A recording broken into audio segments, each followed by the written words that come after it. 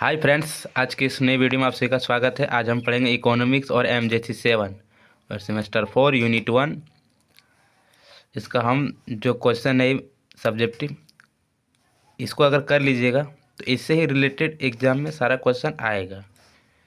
और थोड़ा बाहर का आवाज़ आ रहा है, उस पर ध्यान नहीं दीजिएगा क्योंकि अभी धान झाड़ रहा है, उसी का आवाज़ आ रहा है थोड़ा थोड़ा। तो चलिए बिना देरी के हम शुरुआत करते हैं। तो पहला क्वेश्चन क्या है, आर्थिक वृद्धि से क्या आशय है।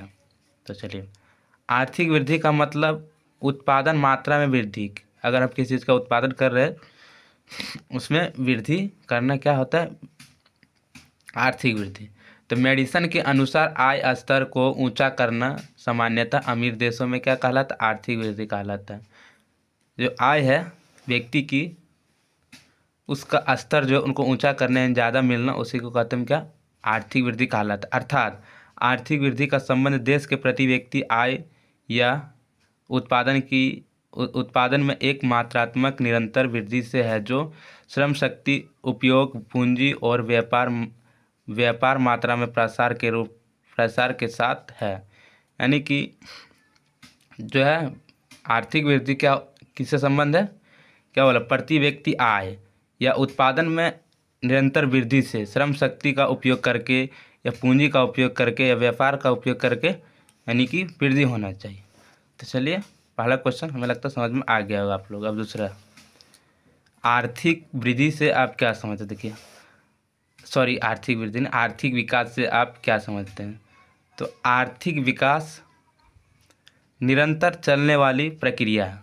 आर्थिक विकास क्या है, निरंतर चलने वाली एक प्रक्रिया है। इससे देश की प्रगति तथा राष्ट्रीय आय दोनों में वृद्धि होती है।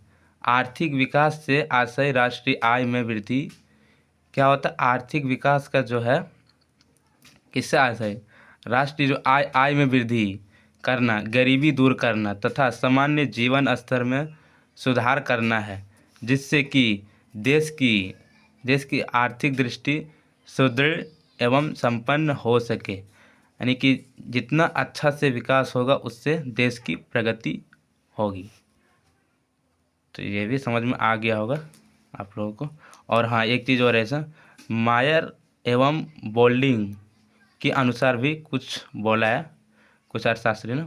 तो आर्थिक विकास एक प्रक्रिया है जिसके द्वारा एक अर्थव्यवस्था को वास्तविक राष्ट्रीय आय में दीर्घकाल में वृद्धि होती है। यानी कि वास्तविक राष्ट्रीय आय जो आय है उसमें दीर्घकाल यानी कि लंबे समय तक वृद्धि होती है।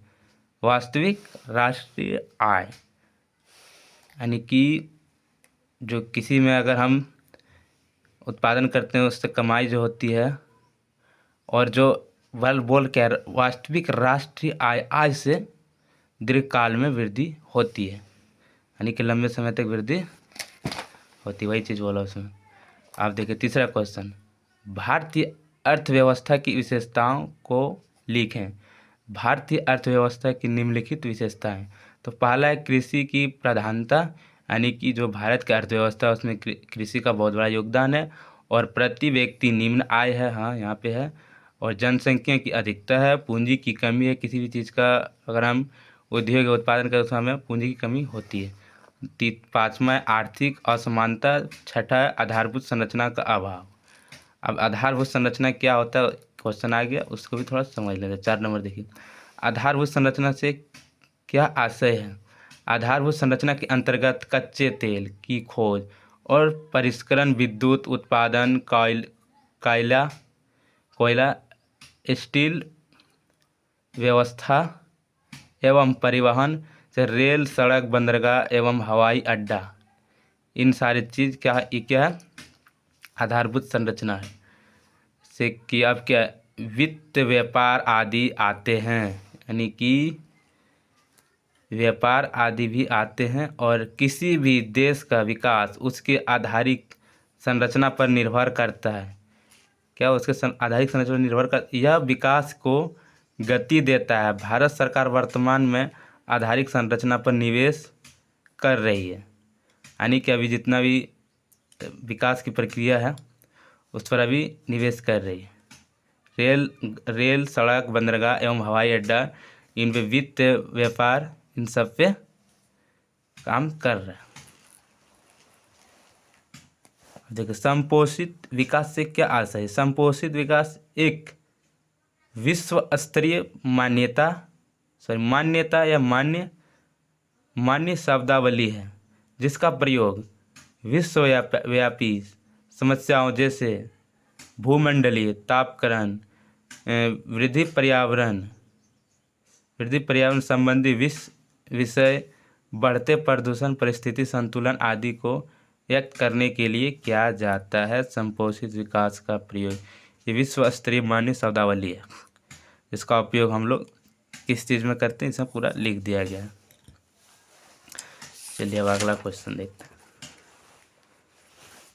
अगला क्वेश्चन क्या है, इसमें निवेश से क्या अभिप्राय है। निवेश शब्द का अभिप्राय से वास्तविक निवेश, यानी किसी भी वस्तु का उत्पादन करेंगे उसमें हम जो निवेश करेंगे, देखिए आगे अभी समझ में आ जाएगा। वास्तविक निवेश का अर्थ नए पूंजीगत यानी पदार्थों का उत्पादन करना तथा उनको खरीदने के लिए व्यय करना। इस प्रकार वास्तविक निवेश में मशीन तथा साज सामान, औजार तथा उपकरण, निर्माण कार्य, पदार्थ के लिए भंडार तथा शुद्ध विदेशी विनिमय सम्मिलित किए जाते हैं। निवेश आय, राष्ट्रीय आय वाई। तो इसमें हमें नहीं लगता कुछ समझाने वाली चीज़ है, पूरा जो क्लियर है निवेश क्या होता है इसमें पूरा बता दिया। नहीं किसी भी चीज़ में, किसी वस्तु का उत्पादन को उसमें जो हम निवेश करेंगे, जो लगाएंगे, क्या बोला एक चीज़ यहाँ पे देखिए, व्यय माने क्या होता है, खर्च करना। व्यय मतलब खर्च करना। तो 6 नंबर भी आप लोग को समझ में आ गया होगा लग। आप साथ देखिए, बचत से क्या आशय है। जो आय यानी उपभोग पर व्यय नहीं किया जाता वह बचत, यानी कि जो बोल रहा है जो व्यक्ति की आय है, जो हम दुकान में अगर हम वस्तु खरीदने जाते हैं, अगर उसको हम ना खरीदें तो फिर क्या उन पे जो हम खर्च नहीं करेंगे तो हमें बचत ही है ना। तो दूसरे शब्द में बचत आय का वह शेष भाग है जो उपभोग संबंधी व्यय के पश्चात बच जाता है। यानी कि किसी वस्तु की हम जो व्यय यानी उस पर खर्च करते हैं, उसे खर्च जितना भी करेंगे जो बच जाता है वो क्या हो जाता है, मेरा बचत। यानी बचत एस और आई वाई, उपभोग सी, उपभोग। तो चलिए अब अगला देखिए, अर्थव्यवस्था के क्षेत्रक विभाजन करें। तो देखिए किसी मतलब 3 प्रकार के होते हैं, प्राथमिक, द्वितीयक एवं तृतीयक। तो किसी देश की अर्थव्यवस्था की आर्थिक गतिविधि को 3 क्षेत्रों में विभाजित किया जाता है। तो देखिए पहला क्या, प्राथमिक क्षेत्र, इसके अंतर्गत कृषि, उत्खनन, कच्चे तेल का निष्कासन आदि को शामिल किया जाता है। प्राथमिक क्षेत्र में से कि इसमें किसी चीज़ का जैसे कि गेहूँ को अगर हम खेत में बोनेंगे तो वो हो गया प्राथमिक क्षेत्र। और द्वितीयक क्षेत्र में क्या है, उसी गेहूँ को हम क्या करेंगे, उसको हम बदल देंगे किसमें, मिल में ले जाके उसे हम बदल देंगे, जैसे हो जाएगा वो क्या, गेहूँ का बना देंगे हम आटा, तो हो गया उसका निर्माण। तो वही चीज़ द्वितीयक क्षेत्र में उसी तरह होता है। अर्थव्यवस्था का वह क्षेत्र जो प्राथमिक क्षेत्र के उत्पादों, प्राथमिक क्षेत्र का बोल रहे हैं, जो उत्पाद को अपनी गतिविधियों में कच्चे माल की तरह उपयोग करता है, द्वितीयक क्षेत्र कहलाता है। इसे औद्योगिक क्षेत्र भी कहते हैं। जैसे औद्योगिक क्षेत्र विनिर्माण, गैस, जल एवं विद्युत आपूर्ति। अब तृतीयक क्षेत्र, सभी गतिविधियां जिनके अंतर्गत सेवाओं का उत्पादन होता है उन्हें तृतीयक क्षेत्र में रखा जाता है। जैसे कि जिससे हमें सेवा प्रदान हो, इन बोले कि सेवाओं का उत्पादन हो, जैसे कि शिक्षा से हमें सेवा मिलती है, स्वास्थ्य से, परिवहन से, संचार से, व्यापार, वित्त यानी बैंक से हमें जो पैसा मिलता है तो हमें हमारे लिए वो सेवा ही है ना। तो वही सारी चीज़ इसमें है। पहला में उत्पादन, दूसरा में निर्माण और तीसरा में हमें क्या मिलता है, सेवा।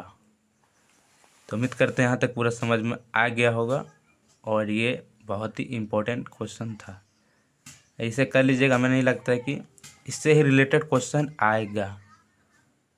तो चलिए, अगर वीडियो को नए लोग देख रहे हैं तो वो इस चैनल को सब्सक्राइब कर लें। हाँ, और एक चीज़ है कि इसमें हम व्हाट्सएप ग्रुप का लिंक डाल देंगे, उसमें आप लोग जुड़ जाइएगा।